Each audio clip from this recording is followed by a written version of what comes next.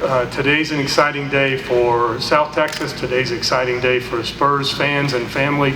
We're welcoming back LaMarcus, who has been a big part of his life in Texas, and we're very excited to welcome LaMarcus Aldridge to the Spurs family.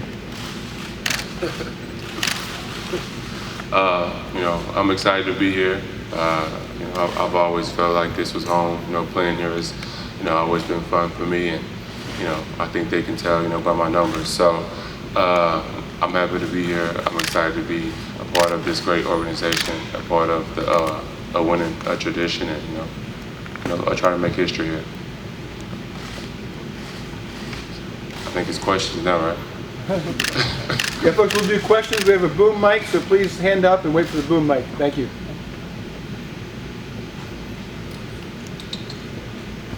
LaMarcus, what was it about San Antonio that ultimately you made the decision to come here?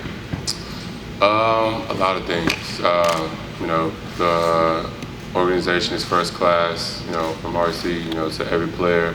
The winning tradition, they've always been in the mix, whether they have big names or not. Whether Tim was 100 or a 99, they've always won with them. And just being close to my family. I think this is a great opportunity to win, and be at home. So I'm here now. Marcus, we've read a lot from afar about how you kind of idolized him growing up. Could you go into more detail with that? First of all, why is that mic so big? Jeez. Dan's ego needs a big mic. That's how they do it here with the Spurs. They leave nothing uncovered to chance. Sorry, go ahead, though. Just your relationship, or basically you've always kind of idolized him from afar. We've read a lot about that, but now that you're here and getting the chance to play with the guy that you modeled your game after. It's going to be fun for me because, everything that you hear about Tim is first class. You hear that he works hard. He tries to get better every year, even though he's, done the imaginable, as far as winning championships and playing at a high level, even though he's so old. To play with him is going to be awesome for me, just to, try to learn a few things from him and, try to get better, while I'm with him, and, try to make his life easier and vice versa. So I'm looking forward to the challenge of, playing with him. How influential was he on your decision to come here? Were you surprised he participated? Usually he kind of disappears from the summer. Yeah, he was a big part. I think anytime you have opportunity to learn, from the best power forward to, to play the game, I think, that's priceless. So he was huge in my decision, and I was definitely shocked, when he, played a part in it, whether it was calling me, or coming to California or anything like that. I felt like he was involved in it, and I think that showed, how much he wanted to play with me also. So, I thought that was priceless. It was reported that you had a second meeting after the first pitch meeting, just with Greg Popovich. What kind of reassurances were you looking for in that second meeting? It wasn't about a reassurances. I think it was just Pop's a great person, and I think he values FaceTime and just having that human touch. So I think he wanted to come back down and talk face to face and not talk over the phone. I think he felt like things could be better face to face. So he came down, and I thought when he came back down, all of our conversations went great, and now I'm here. LaMarcus, was David Robinson a little bit too old for you, or you too young to remember him? No, I know him, and Avery Johnson and all those guys, yeah. What about, they basically had a Hall of Fame center power forward for 26 straight years, and you're stepping into that lineage, and how do you view that? I think it's first of all, it's a honor to even be, in this organization. I think they keep first class players all the way around, so to be in that caliber feels good.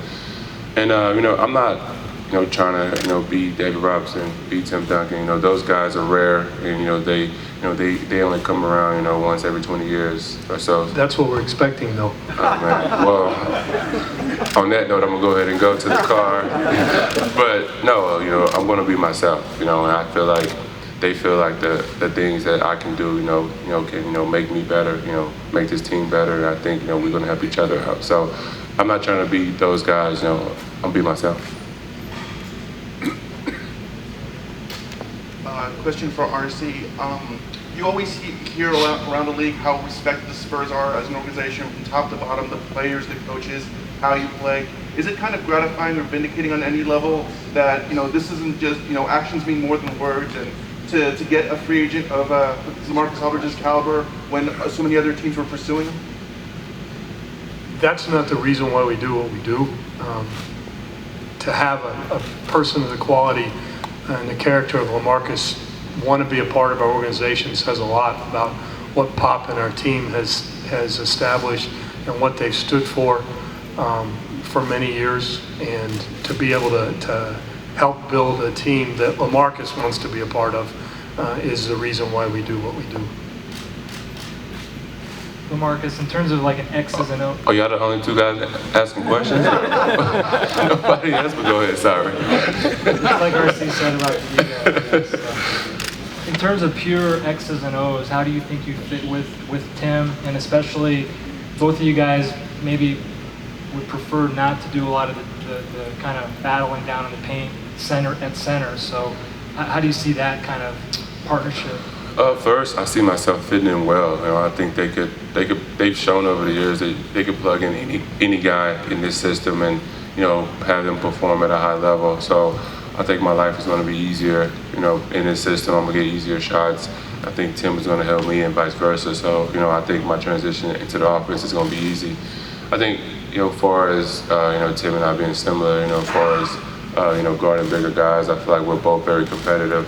I feel like I've done it, he's done it, so I feel like between both of us doing it at times, it shouldn't be an issue. LaMarcus, just talk about how difficult it is to leave a market like Portland. How tough a decision that was.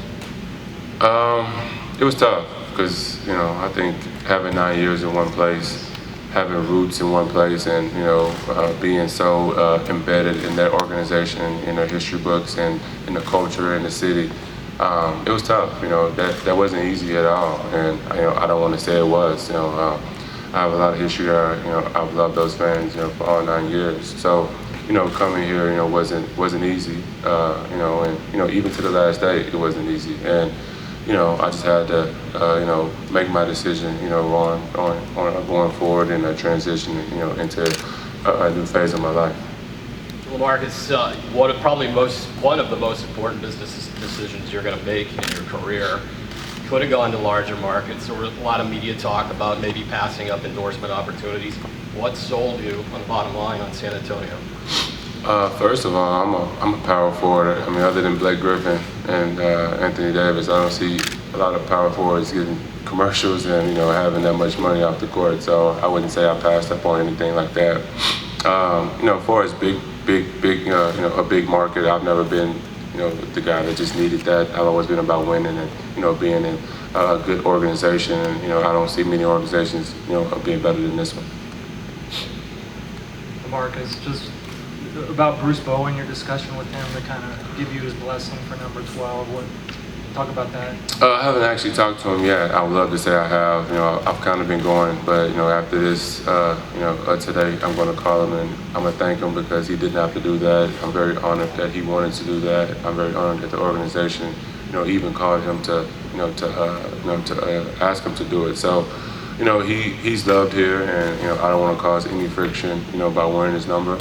He gave me his blessing, and I'm very thankful for it because I was having a headache and I wasn't sleeping at night trying to pick my new number because I was going through numbers and it just wasn't fitting right. So I literally was not sleeping. So, for him to do that, it just shows, how great of a person he is. LaMarcus, was there, in the decision-making process, was there ever a time where you thought maybe this wasn't the right decision to make? And the second part of the Next question. The second part is the moratorium, obviously, is a collectively bargained piece there. Would you like to see that changed when that comes up, or is it okay the way it is? When you make it, when you make it such a big decision, you're never going to be 100% right away. And, as I said earlier, leaving the organization I was in for 9 years, and I've had roots, and, I'm embedded, in their history.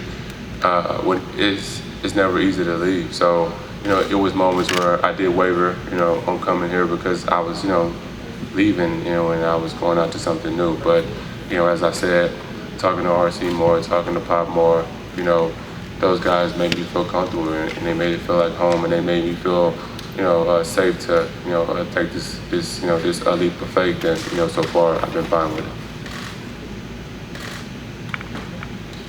Can you describe your meetings with Greg Popovich and how that kind of went? Did you know him at all before your meetings? Yeah, I can describe it. You've seen TNT interviews, right? It was like that, but a little bit nicer. Pop isn't going to, sweet talk you. And, that came across, clear in the meeting. He had good things to say, but our meeting wasn't, an hour of him just, us sweet talking me. It was basically just, talking basketball. And that was awesome. And I've known him, through the years. I've, had little jokes with him on the sideline, and he said things to me. So, we've, kind of known each other, but not as we do now. When did you first know that? When did you first know that you were going to do it? That San Antonio was it?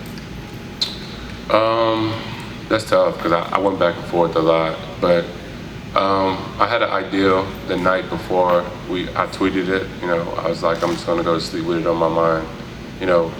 First of all, when I even thought that it was a first, they were my first option. I called Portland. I told them I wasn't coming back. So, I talked to Neil. I talked to Paul Allen that night. Before I went to sleep, so I could have my mind at ease. And then I went to sleep that night thinking I was going to be a Spur. When I woke up that morning, I was like, you know what, I still feel comfortable with it. I didn't freak out in the middle of the night. I didn't wake up screaming no. So, I ended up sticking with it.